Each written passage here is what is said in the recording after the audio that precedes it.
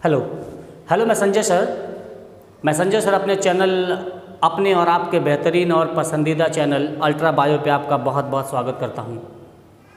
मैं आज आपके लिए लैंगिक जनन या मानव जनन से एक बहुत ही बढ़िया टॉपिक लेकर के आया हूँ, जो आपके लिए एकेडमिक एग्ज़ाम के लिए और कॉम्पिटिटिव एग्ज़ाम दोनों के लिए बहुत आवश्यक और इम्पोर्टेंट होने वाले हैं। इसलिए मेरी इच्छा है कि आप इस वीडियो को पूरा देखें, बार बार देखें, जिससे आपको ये हमेशा मेमोरेबल रहे, हमेशा ये वीडियो आपको याद रहे। इसलिए मैं कोशिश करूँगा कि ये वीडियो काफ़ी अच्छा बने, और आपको अगर ये वीडियो अच्छा लगता है तो प्लीज़ आप इसे सब्सक्राइब करें, शेयर करें और एक लाइक जरूर दें संजय सर के लिए। तो मैं स्टार्ट करता हूँ अपने चैनल अल्ट्रा बायो पे वृषण कोश की संरचना, स्ट्रक्चर ऑफ टेस्टिस। हम लोगों ने पिछले वीडियो में मैंने आपको बताया कि जो वृषण कोश होता है, वृषण कोश में दो अलग अलग भाग होते हैं, अर्थात वृषण कोश दो भागों में बटा होता है। प्रत्येक भाग अर्धवृषण कोश के नाम से जाना जाता है। दोनों अर्धवृषण कोश में एक एक टेस्टिस होते हैं।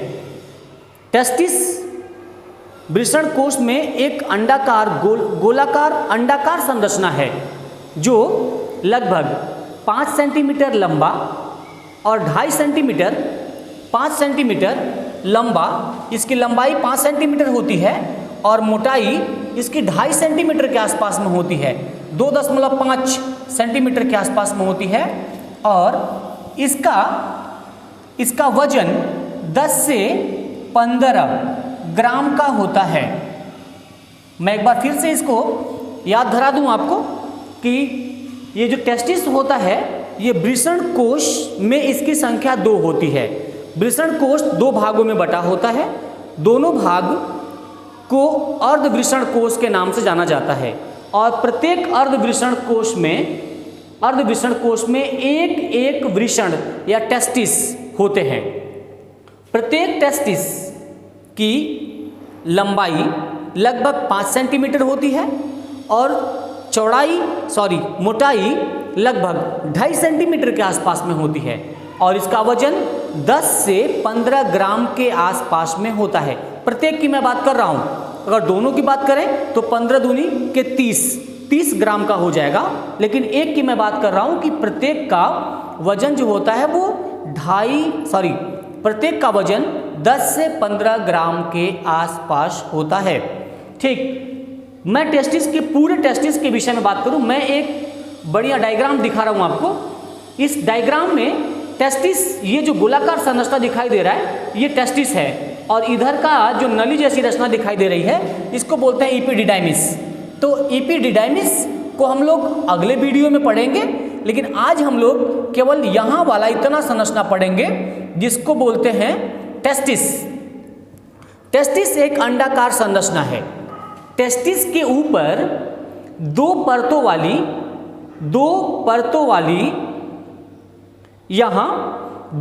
वाली लेयर या आवरण होती है। 2 परत वाला आवरण होता है। इस दोनों परत वाले आवरण को सम्मिलित रूप से मिला करके, है ना, कैप्सूल कहा जाता है।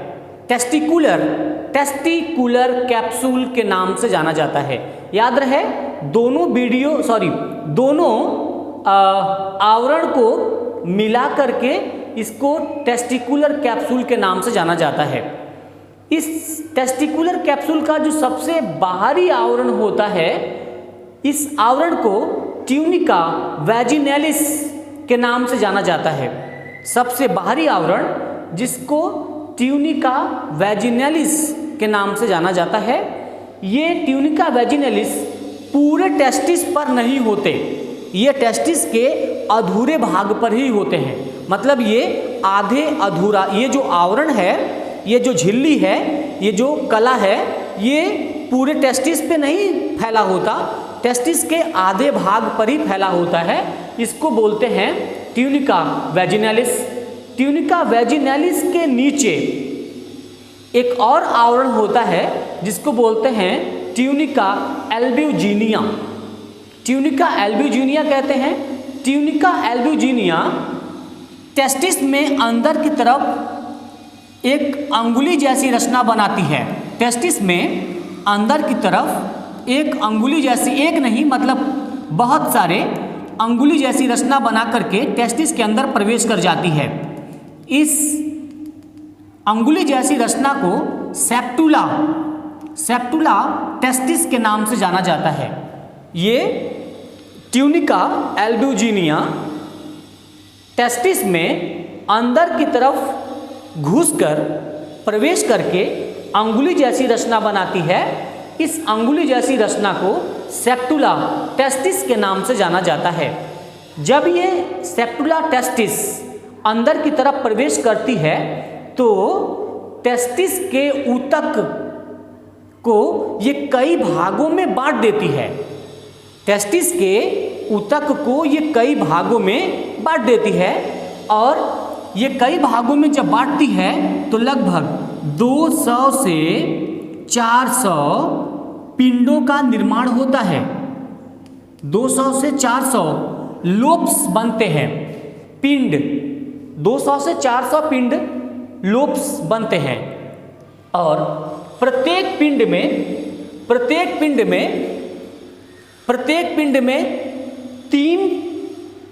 2, 3 या 4 शुक्र जनन नलिका होती है और इसमें लेडिंग कोशिका होती है और इसमें रक्त वाहिनियां भी होती हैं। तो प्रत्येक पिंड में 2 से 4 शुक्र जनन नलिका होती है। साथ में लीडिंग की कोशिकाएं होती हैं, लीडिंग की कोशिका, और साथ में ब्लड वेसल्स, ब्लड कैपिलरीज, पतले पतले रक्त वाहिनियां भी इसमें होते हैं। तीसरी बात क्या है कि इसमें जो शुक्र जनन नलिका होती है, शुक्र जनन नलिका से शुक्राणु का निर्माण होता है और जो लेडिंग सेल होती है, ये लेडिंग सेल एक प्रकार का अंतःस्रावी ग्रंथि का काम करती है। ये बहुत इंपॉर्टेंट क्वेश्चन है कि लोब्स के अंदर टेस्टिस के द्वारा जो पिंड बनते हैं, टेस्टिस में जो पिंड बनते हैं उस पिंड में कौन सी कोशिका होती है जो अंतःस्रावी ग्रंथि का काम करती है? तो वो है लेडिंग सेल, क्योंकि लेडिंग सेल अंतःस्रावी ग्रंथि का काम करती है और ये नर हार्मोन्स का स्रावण करती है। नर हार्मोन्स, आपको याद होगा, रिमेंबर दिस पॉइंट, कि नर हार्मोन्स एंड्रोजन्स को कहते हैं। हार्मोन्स एक एस्ट्रोजन होता है और एक एंड्रोजन्स होता है। जो एंड्रोजन्स होते हैं उसको नर हार्मोन्स कहते हैं और एस्ट्रोजन को मादा हार्मोन्स कहते हैं। एंड्रोजन्स लीडिंग कोशिका से निकलती है। एंड्रोजन्स हार्मोन्स ये लीडिंग कोशिका से निकलती है और ये एंड्रोजन्स पुरुषों में द्वितीयक लक्षण का विकास करती है। द्वितीयक लक्षण का मतलब जैसे शरीर पे दाढ़ी मूछ, चेहरे पे दाढ़ी मूछ का आना, शरीर पे बाल का आना, आवाज का भारी होना, ये सभी लक्षण का विकास एंड्रोजन्स हार्मोन्स के कारण होता है। इसलिए हार्मोन्स निकलता है, इस वजह से लीडिंग कोशिका को अंतःस्रावी ग्रंथि, अंतःस्रावी कोशिका के नाम से जाना जाता है। अब हम लोग बात करेंगे शुक्र जनन नलिका के विषय में। शुक्र जनन नलिका ऐसी नलिका होती है जिसमें शुक्राणु का निर्माण होता है और मैं एक नली बना दे रहा हूं। ये है एक नली। अगर हम इसको मान लें कि ये शुक्र जनन नलिका है तो शुक्र जनन नलिका में सबसे बाहर की तरफ एक परत होती है। इस परत को बोलते हैं ट्यूनिका प्रोपिया। PROPIA, ट्यूनिका प्रोपिया इसको कहते हैं।